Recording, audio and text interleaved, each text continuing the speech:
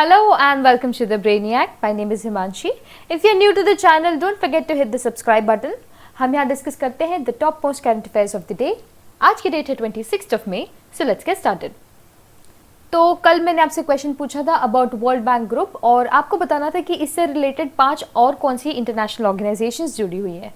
तो जैसे कि हम देख रहे हैं ये ग्रुप और ये हेडक्वार्टर्ड है वॉशिंगटन डीसी यानी कि यूनाइटेड स्टेट्स ऑफ अमेरिका में। अब हम बात करते हैं इसके 5 ऑर्गेनाइजेशंस के बारे में। पहली है the international bank for reconstruction and development यानी कि IBRD। ये जो बैंक है ये एस्टैब्लिश हुआ था 1945 में और ये प्रोवाइड करता है debt financing on the basis of sovereign guarantees. इसके बाद है IFC यानी कि इंटरनेशनल फाइनेंस कॉर्पोरेशन और ये एस्टैब्लिश हुआ था 1956 में। इसके बाद है इंटरनेशनल डेवलपमेंट एसोसिएशन यानी कि IDA और ये एस्टैब्लिश हुआ था 1960 में। इसके बाद है international centre for settlement of investment disputes यानी कि आपके जो डिस्प्यूट्स हैं उसको रिड्रेस करने के लिए इस बॉडी को बनाया गया है और ये एस्टैब्लिश हुई थी 1965 में। इसके बाद है मल्टीलैटरल इन्वेस्टमेंट गारंटी एजेंसी यानी कि MIGA मिगा जो कि एस्टैब्लिश हुई थी 1988 में और ये प्रोवाइड करती है insurance against certain type of risk. तो हमने देखी ये 5 organisations IBRD, IFC, IDA, ICSID और MIGA और ये सभी जो है ये वर्ल्ड बैंक का ग्रुप बनाती है। देखिए हम 2 टर्म्स का यूज करते हैं, पहला है वर्ल्ड बैंक ग्रुप और दूसरा है वर्ल्ड बैंक। तो वर्ल्ड बैंक जब हम बोलते हैं तो उसमें हम इंक्लूड करते हैं IBRD और IDA, पर जब हम वर्ल्ड बैंक ग्रुप बोलते हैं तो ये सभी जो 5 इंस्टीट्यूशंस हैं वो सभी इसका पार्ट हो जाते हैं। इसके साथ जो इसके प्रेसिडेंट है वो है मिस्टर डेविड मालपास। तो अब हम हमारा आज का सेशन शुरू करते हैं। देखते हैं आज का पहला क्वेश्चन क्या है। तो आज का पहला क्वेश्चन है about where is the Tawang Chu river bridge and the सूखा नाला ब्रिज बिल्ट। तो आपको बताना है कि ये जो दोनों ब्रिजेस हैं ये कहाँ सिचुएटेड है या कहाँ जो है बनाए गए हैं। ऑप्शंस आपके सामने है, ये बनाए गए हैं इन अरुणाचल प्रदेश। तो तवांग चू रिवर और सूखा नाला जो रिवर है ये दोनों बनाए गए हैं इन अरुणाचल प्रदेश और इसे इनके जो चीफ मिनिस्टर है मिस्टर पेमा खांडू इन्होंने इनॉग्रेट किया है। ये दोनों जो है बनाए गए हैं by the border road organisation यानी कि BRO ने इन दोनों ब्रिजेस को बनाया है जो कि 50 मीटर और करीब 45 मीटर लॉन्ग है। हम देख रहे हैं तवांग चू रिवर जो कि तवांग डिस्ट्रिक्ट में है और सूखा नाला ब्रिज जो कि है वेस्ट कामेंग डिस्ट्रिक्ट में और ये दोनों है हमारे अरुणाचल प्रदेश में। इसी के साथ हम बात कर रहे हैं BRO की और अरुणाचल प्रदेश की। तो यहाँ पे दापो रिजो ब्रिज जो है बनाया गया है by BRO over the river Subansiri और इसी के साथ सिसेरी ब्रिज जो कि पासीघाट बोमीजर हाईवे के ऊपर बनाया गया है और ये भी BRO के द्वारा बनाया गया था। तो हमने देखा अरुणाचल प्रदेश के बारे में।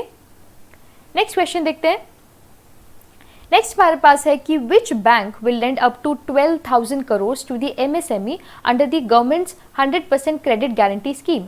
तो गवर्नमेंट की जो क्रेडिट गारंटी स्कीम है उसके अंदर ऐसा कौन सा बैंक है जो 12,000 करोड़ जो है वो प्रोवाइड कर रहा है MSMEs को। तो ऑप्शन हमारे सामने है। तो बैंक जो 12,000 करोड़ प्रोवाइड कर रहा है वो है बैंक ऑफ बड़ौदा। तो जैसे कि हम देख रहे हैं बैंक ऑफ बड़ौदा ये लेंड करने वाले हैं करीब 12,000 करोड़ टू दी MSME यानी कि micro small and medium enterprises under the governments 100% credit guarantee scheme. ये जो 100% क्रेडिट गारंटी स्कीम हम देख रहे हैं ये हमने करीब 1 हफ्ते पहले डिस्कस किया था कि गवर्नमेंट ने अनाउंस किया है कि 3 लाख करोड़ का जो फंड है ये प्रोवाइड किया जाएगा MSMEs को under the economic revival package. तो उसी का जो पार्ट है ये 12,000 करोड़ उसी का एक हिस्सा है। तो ऐसी कौन सी MSMEs हैं जो कि एलिजिबल है इस क्रेडिट गारंटी स्कीम के लिए। तो ऐसी MSMEs जिनका जो है आउटस्टैंडिंग क्रेडिट होगा करीब 25 करोड़ और उनका जो एनुअल टर्नओवर है वो करीब होगा 100 करोड़ एज ऑन 29 फरवरी। तो ऐसी जो MSMEs जो कि ये दोनों जो है क्राइटेरियाज फुलफिल करती है उन्हें जो है एलिजिबल माना जाएगा इस स्कीम के लिए। आपको याद होगा हमने डिस्कस किया था कि 100% क्रेडिट गारंटी स्कीम के अंदर national credit guarantee trust company जो है इसे इंप्लीमेंट करने वाली है, इसमें जो है प्रोवाइड कर और इसमें जो है करीब 3 लाख करोड़ का ये लोन प्रोवाइड करने वाले हैं MSMEs को। तो हमने देखा अबाउट MSMEs। नेक्स्ट क्वेश्चन देखते हैं। तो नेक्स्ट हमारा क्वेश्चन है कि which state has become the first to release the report on conservation of endemic and threatened floras. तो आपको बताना है कि ये जो कंजर्वेशन एफर्ट्स के लिए एक रिपोर्ट रिलीज की गई है वो ऐसा कौन सा स्टेट है जिन्होंने पहली बार रिलीज की है। ऑप्शन हमारे सामने है, आंसर इज उत्तराखंड। तो उत्तराखंड है हमारे इंडिया का सबसे पहला स्टेट जिन्होंने रिलीज की है एक conservation report on endemic and threatened fluoresce. Fluoresce मतलब जो है फ्लावर्स वगैरह होते हैं उन्हें फ्लोरा बोलते हैं, और फौना मतलब एनिमल्स होता है। तो फ्लोरा से रिलेटेड एक रिपोर्ट इन्होंने रिलीज की है, और ये अपने आप में वन ऑफ अ काइंड है, the biggest conservation programme in the country. तो हमने देखा उत्तराखंड के बारे में। इसके साथ इनसे रिलेटेड जो रिसेंट न्यूज रही है वो भी देख लेते हैं। पहला है अबाउट गैरसेन। तो गैरसेन जो है इसे अनाउंस कर दिया गया है as the summer capital of Uttarakhand. Also कुछ समय पहले इन्होंने एक होप पोर्टल को अनाउंस किया था जिसका नाम है हेल्पिंग आउट पीपल एवरीवेयर, और ये हेल्प करेगा सभी अनएम्प्लॉयड यूथ को ताकि उन्हें जो अपॉर्चुनिटीज मिल सके। नेक्स्ट है कि उत्तराखंड ने कुछ समय पहले अबॉलिश कर दिया था reservation in the promotion of state government jobs. Also Phooldei जो ट्रेडिशनल हार्वेस्ट फेस्टिवल है वो उत्तराखंड गवर्नमेंट सेलिब्रेट करती है। इसी के साथ यहाँ के जो चीफ मिनिस्टर है वो है त्रिवेंद्र सिंह रावत, और यहाँ की गवर्नर है बेबी रानी मौर्य। नेक्स्ट क्वेश्चन है हमारा कि इंडियन मेट्रोलॉजिकल डिपार्टमेंट ने जो है इशू कर दिए है किस कलर की warning for Delhi, Punjab and Haryana. तो आपको बताना है कि कौन से कलर की वार्निंग इशू की गई है। ऑप्शंस आपके सामने है। आंसर इज कि इन्होंने इशू किया है रेड कलर की warning for Delhi, Punjab, Haryana and Chandigarh. Red alert का मतलब क्या होता है कि इसमें ये एडवाइस करते हैं सभी लोगों को कि आप जो है घर से बाहर ना निकले इन द सन। ये जो है ये गाइडलाइंस इसलिए इशू की गई है क्योंकि लार्ज एरियाज में हीट वेव जैसी एक सिचुएशन देखने को मिल रही है अभी इस वक्त। और हीट वेव का मतलब ये होता है कि अगर किसी एरिया में 45 डिग्री से ज़्यादा टेम्परेचर देखने मिलता है 2 दिन से ज़्यादा, मतलब 2 दिन से ज़्यादा अगर 45 डिग्री देखने मिलता है टेम्परेचर, तो हीट वेव क्रिएट हो सकती है। हीट वेव को आप ऐसे कह सकते हैं जैसे नौ तप्पा अभी चल रहा है या फिर लू जैसी सिचुएशन आ गई, तो जब गर्माहट बहुत बढ़ जाती है तो उसे हीट वेव कहा जाता है। और दिल्ली जैसी जगह में इसे काफ़ी ज़्यादा देखा जा रहा है, तो इस वजह से आईएमडी ने इसे इशू कर दिया है रेड अलर्ट। इसी के साथ आईएमडी के बारे में देख लेते हैं। तो इंडियन मेट्रोलॉजिकल डिपार्टमेंट जो है ये आता है under the ministry of earth sciences and it is the principal agency responsible for meteorological observations. और ये जो है ये हेडक्वार्टर है दिल्ली में, और इनके जो चेयरमैन है वो है डॉक्टर मृत्युंजय मोहपात्रा। कल हमने डिस्कस किया था कि आईएमडी ने ऐड कर दिया है वेदर फोरकास्ट इन दी उमंग ऐप। तो ये थी एक रीसेंट न्यूज़ इससे रिलेटेड। तो हमने देखा about Indian meteorological department. Next question, next है हमारा about Shyamala ji Bhave. She recently passed away. तो हमें बताना है कि she was a renowned who. तो ऑप्शन हमारे सामने है। तो Shyamala Bhave she was a renowned vocalist. तो जैसे कि हम देख रहे हैं she was a renowned vocalist, और ये जो है इनका काफ़ी ज़्यादा कमांड था Hindustani music as well as Carnatic music में। ऑल्सो इन्हें जो है बेस्टो किया गया था विद द टाइटल ऑफ उभय गना विदुषी, यानी कि expert in both styles by sir M Visvesvaraya who was the 19th Dewan of Mysore. तो हम देख रहे हैं श्यामला जी भवे के बारे में। ऑल्सो कुछ नोटेड म्यूजिशियंस या वोकलिस्ट के बारे में देखें जो who have recently passed away. तो we have the noted dramatist Vijay Mishra who recently passed away and he belong to Odisha. Also we have Nisar Ahmad and he was a Kannada poet. Next we have Padma Shri awardee and a Punjabi writer who recently passed away. तो आपको बताना है इनका नाम। Option हमारे सामने है। Answer is that mister Gurdeel Singh he recently passed away and he was also a Padma Shri awardee. तो इन्होंने जो है काफ़ी सारी नॉवेल्स लिखी है जैसे कि अन्हे घोरे दा दान, और इन्होंने काफ़ी सारे नेशनल अवार्ड्स भी जीते हैं जैसे कि गोल्डन पीकॉक अवार्ड या इंटरनेशनल फिल्म फेस्टिवल में। So he was a great writer and he recently passed away. इसी के साथ actor Mohit Baghel he recently passed away. If you can recall this face you must have seen him in the movie Ready, or he was suffering from cancer and he recently passed away. Next हमारे पास question है about an Indian institute which claims to have created a state of art method for conducting online examinations. तो एक IIT है जिसने जो है claim किया है कि वो ऑनलाइन एग्जामिनेशंस कंडक्ट करने लायक जो है एक प्लेटफॉर्म क्रिएट कर चुके हैं। तो आपको बताना है इस इंस्टीट्यूट के बारे में। ऑप्शंस आपके सामने है। तो ये क्रिएट किया गया है बाय द आईआईटी भुवनेश्वर। तो जैसे कि हमने देखा इंडियन इंस्टीट्यूट ऑफ टेक्नोलॉजी यानी कि आईआईटी भुवनेश्वर ने एक ऐसा क्लेम किया है कि वो एक स्टेट ऑफ आर्ट मेथड बना लिए हैं जिसमें ऑनलाइन एग्जामिनेशंस कंडक्ट की जाती है। देखिए ये जो पैंडेमिक चल रहा है उस वजह से बहुत ज़्यादा प्रॉब्लम हो रही है, एग्जामिनेशंस कंडक्ट नहीं किए जा सक रहे हैं। तो अगर इनका जो क्लेम है या ये जो दावा कर रहे हैं वो सही होता है और सही और सेफ तरीके से ऑनलाइन एग्जामिनेशंस हो सकते हैं तो ये काफ़ी बड़ा गेम चेंजर हो सकता है हमारे लिए। तो ये जो है ये बनाया जा रहा है आईआईटी भुवनेश्वर के द्वारा। नेक्स्ट क्वेश्चन देख लेते हैं। नेक्स्ट इज अबाउट कि who has been appointed as the national president of FICCI's ladies organisation. तो आपको बताना है कि जो फिक्की की लेडीज ऑर्गेनाइजेशन है इसकी प्रेसिडेंट अब कौन है। ऑप्शन हमारे सामने है। Answer is Jahnabi Phukan. She is now the president of FICCI's ladies organisation. और जैसे कि हम देख रहे हैं जहनाबी फुकन के बारे में, she is an Assam based entrepreneur. और जो फिक्की की वुमेन्स विंग है जो कि एक लीडिंग इंडस्ट्री चेंबर है हमारे इंडिया का, उसकी प्रेसिडेंट अब इन्हें बना दिया गया है। और इन्होंने जो है टेक ओवर कर लिया है फ्रॉम हरजिंदर कौर तलवार, जो कि प्रीवियसली इस ऑर्गेनाइजेशन की हेड थी। Also she is now the 37th national president of FICCI FLO। FICCI के बारे में देख लेते हैं। तो फिक्की क्या है, ये है federation of Indian chambers for commerce and industry, और इसे जो है एस्टैब्लिश किया गया था 1927 में। It is India's largest, oldest and the apex business organisation. और ये एक नॉन गवर्नमेंटल ऑर्गेनाइजेशन और एक नॉन प्रॉफिट ऑर्गेनाइजेशन है जो कि हेडक्वार्टर्ड है न्यू दिल्ली में, और इसकी प्रेसिडेंट है संगीता रेड्डी। तो हमने देखा अबाउट फिक्की। नेक्स्ट क्वेश्चन देखते हैं। नेक्स्ट हमारा क्वेश्चन है कि which state government has started fever clinics to make screening facilities related to the corona virus more easily available. Simply आपको आंसर करना है कि फीवर क्लिनिक्स जो है किस स्टेट गवर्नमेंट के द्वारा चालू किए गए हैं। ऑप्शन हमारे सामने है। तो ये चालू किए गए हैं बाय मध्य प्रदेश गवर्नमेंट।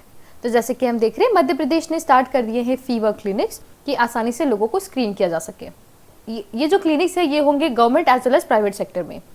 और हम बात करें मध्य प्रदेश की, तो यहाँ के चीफ मिनिस्टर है मिस्टर शिवराज सिंह चौहान, और यहाँ की गवर्नर है लालजी टंडन। हमने रिसेंटली डिस्कस किया था एवरीबडी विल गेट एम्प्लॉयमेंट, जो कि मध्य प्रदेश की एक स्कीम है। ऑल्सो दीदी व्हीकल सर्विस, ये दोनों है मध्य प्रदेश से रिलेटेड। हमने देखा about the state. Next question देखते हैं। आपको यहाँ आंसर करना है कि the certificate of registration for NBFC is granted by which organisation या विच इंस्टीट्यूट। तो आपको बताना है कि NBFC को बनाने के लिए, NBFC को रजिस्टर करने के लिए जो है सर्टिफिकेट कौन प्रोवाइड करता है। ऑप्शन हमारे सामने है। तो ये प्रोवाइड किया जाता है बाय RBI। तो ये सवाल आपसे इसलिए पूछा गया है क्योंकि करीब 9 NBFCs, जिसमें रिलायंस नेट, निश्चय फिनवेस्ट प्राइवेट लिमिटेड और ऐसी काफ़ी सारी NBFCs हैं जिन्होंने जो है अपने सर्टिफिकेट्स को सरेंडर कर दिया है। और क्योंकि इन्होंने सरेंडर कर दिया है तो इसी के साथ ये कंपनीज को अलाउ नहीं किया जाएगा कि किसी भी तरीके का जो है बिजनेस कैरी ऑन कर सके।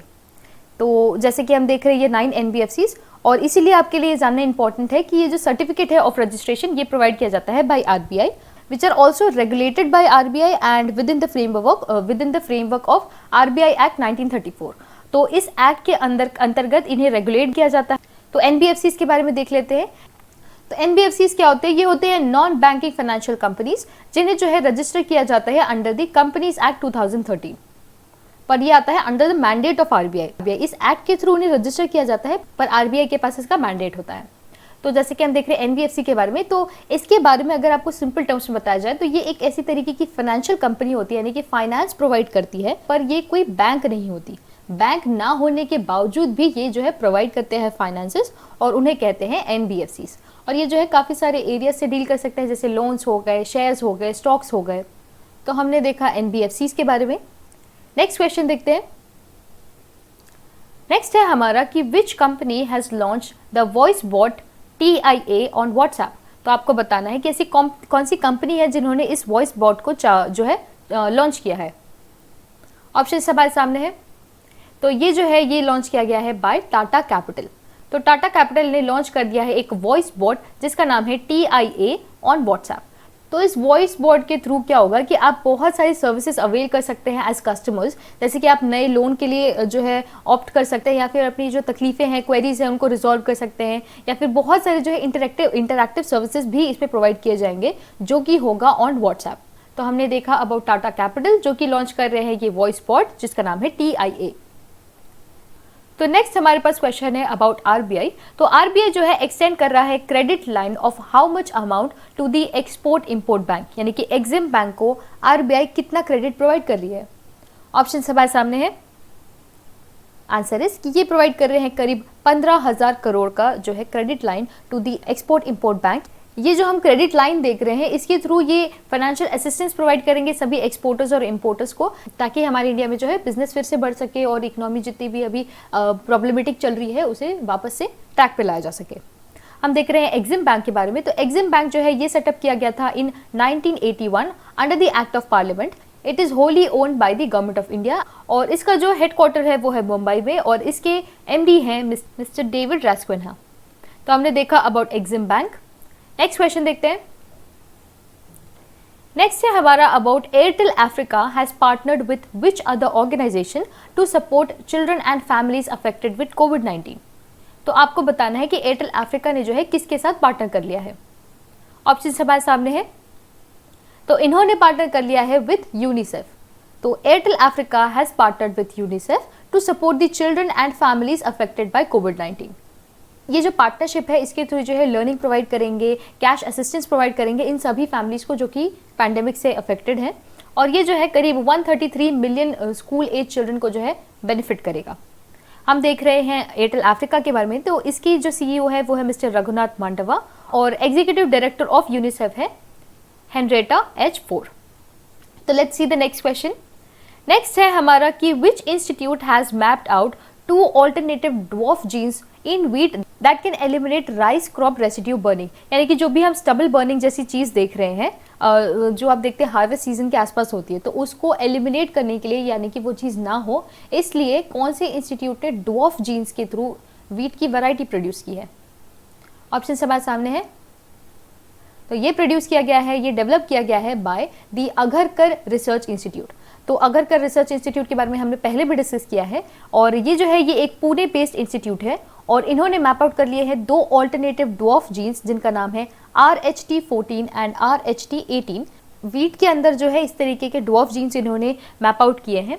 देखिए इस जो डिस्कवरी है इसका मतलब यह है कि अगर आपके क्रॉप ज़्यादा बड़े होंगे तो आपका ज़्यादा रेसिड्यू क्रिएट होगा और जितना ज़्यादा रेसिड्यू क्रिएट होगा उतना ज़्यादा आप उसकी जो है उसको आप आखिर में बर्न करेंगे। यानी कि देखते हैं सबल बर्निंग जैसी चीज़ हमें देखने मिलती है हर हार्वेस्ट सीजन में। तो इसी चीज़ को कम करने के लिए इस प्लांट को छोटा कर दिया गया है, ड्वार्फ बना दिया जाएगा। प्रोडक्शन उतना ही होगा पर बस वो प्लांट छोटा होगा। तो इस चीज़ के लिए अघरकर इंस्टीट्यूट ने इसे बनाया है। तो हम देख रहे हैं अघरकर इंस्टीट्यूट के बारे में। तो ये जो है हमने देखा ये लोकेटेड है पुणे महाराष्ट्र में और ये है एक autonomous grant in aid research institute under the department of science and technology और इसे एस्टैब्लिश किया गया था 1946 में। हम इस इंस्टीट्यूट के बारे में जो रिसेंट न्यूज़ है वो भी देख लेते हैं। कुछ समय पहले इन्होंने एक डिवाइस डेवलप किया था जिसका नाम है बग स्निफर, जो कि एक लो कॉस्ट सेंसर डिवाइस है जिसमें जो है कैपेबिलिटी है to detect as low as 10 bacterial cells in just 30 minutes. तो इसका मतलब ये है कि बैक्टीरियाज को जो है सेंस करने के लिए इस बग स्निफर को बनाया गया था जो कि इस इंस्टीट्यूट ने बनाया। इसी के साथ मैक्स 4028 ये हमने पहले भी डिस्कस किया है। ये एक व्हीट वैरायटी है यानी कि एक बायोफोर्टिफाइड व्हीट वैरायटी है जो कि अघरकर इंस्टीट्यूट ने बनाया था। तो हमने सारी इंफॉर्मेशन देखी इस इंस्टीट्यूट के बारे में। नेक्स्ट क्वेश्चन देखते हैं। नेक्स्ट हमारे पास क्वेश्चन है कि which among the following is the highest paid female athlete in the world according to Forbes. तो आपको बताना है कि हाईएस्ट पेड फीमेल एथलीट कौन है। ऑप्शन हमारे सामने है। तो शी इज नाओमी ओसाका। तो Naomi Osaka she is now the highest paid female athlete according to Forbes और ये जो है she is a Japanese tennis player and she has made around 37.4 million over the past 12 months. पिछले साल जो है इस लिस्ट को टॉप किया गया था बाय सेरेना विलियम्स और इस बार हम देख रहे हैं ये टॉप किया गया है बाय नाओमी ओसाका। इसी के साथ इन्होंने जो है एक और रिकॉर्ड तोड़ा है। लास्ट मारिया शरापोवा जो है 2005 में इनकी अर्निंग थी करीब 29.7 मिलियन और इस बार ओसाका की है 37.4 मिलियन। तो सबसे ज़्यादा अर्निंग देखी जाएगी। पास जितने भी हाईएस्ट पेड फीमेल एथलीट्स रही है उसमें भी सबसे ज़्यादा जो है अर्निंग इन्होंने की है। तो हमने देखा about Naomi Osaka and she is also a 2 time grand slam champion. इसके बाद हमारे वन लाइनर्स, तो इन्हें भी हम देख लेते हैं। पहला है that the researchers in Australia claim to have recorded the fastest ever internet data speed. तो इनके द्वारा जो है ये क्लेम किया जा रहा है कि करीब 44.2 टेराबाइट्स पर सेकेंड इन्होंने डेटा स्पीड जो है रिकॉर्ड की है। इट इज़ माइंड बॉगलिंग और इस स्पीड को अगर आप देखें तो सिंपल टर्म्स में अगर हम समझें तो करीब 1000 HD मूवीज़ आप एक second in a split of second आप इसको डाउनलोड कर सकते हैं। तो ये जो है ये क्लेम की जा रहा है बाय रिसर्चर्स इन ऑस्ट्रेलिया, जो कि एक टीम है इन स्विनबर्न एंड RIMT यूनिवर्सिटीज़। से हमारा that a team of scientist of botanical survey of India they have reported discovery of 3 new plant species जो कि इन्होंने डिस्कवर किया है from western Ghats in Kerala and Tamil Nadu. तो बोटानिकल सर्वे ऑफ इंडिया जिन्होंने 3 नई प्लांट स्पीशीज को डिस्कवर किया है। Next is about coir Jio textiles. तो कॉयर जियो टेक्सटाइल्स यानी कि जो कोकोनट फाइबर से बनाया जाता है टेक्सटाइल्स, उन्हें हम कहते हैं coir geotextiles. In textiles को जो है यूज किया जाएगा in the construction of rural roads under Pradhanmantri Gram सड़क योजना। तो जैसे कि आप देख रहे हैं यहाँ पे ये जो ब्राउन है यही है कॉयर जियो टेक्सटाइल्स और इनको यूज किया जाएगा रोड्स बनाने में। तो अगर आपसे क्वेश्चन पूछा जाए कि ऐसा कौन सा नया टेक्सटाइल है या ऐसी कौन सी नई चीज़ है जिसको रोड्स बनाने में यूज़ किया जाएगा, तो वो है कॉयर टेक्सटाइल्स। तो हमने देखा about the fastest internet data speed. Next हमने देखा 3 नई स्पीशीज जो कि डिस्कवर की गई है वेस्टर्न घाट्स में, और हमने देखा अबाउट कॉयर जियो टेक्सटाइल्स। इसी के साथ आज का हमारा इंपॉर्टेंट डे है international day to end obstetric fistula. तो ये जो है ये मनाया जाता है, ऑब्जर्व किया जाता है मई 23 को और इसे जो है ऑब्जर्व किया जाता है by United Nations. This day is observed to significantly raise awareness and intensify actions towards ending the obstetric fistula। तो obstetric fistula का जो है इसे बंद करने के लिए, इन चीज़ों को जो है बंद करने के लिए इस डे को ऑब्जर्व किया जाता है। इस बार की 2020 की जो इसकी थीम है वो है end gender inequality, end health inequalities and end fistula now. तो हमने देखा about international day to end obstetric fistula. तो इसी के साथ हमारा आज का सेशन भी यही खत्म होता है। I really hope you enjoyed today's session, and if you did, don't forget to give it a like, share and subscribe, and I shall see you in the next one.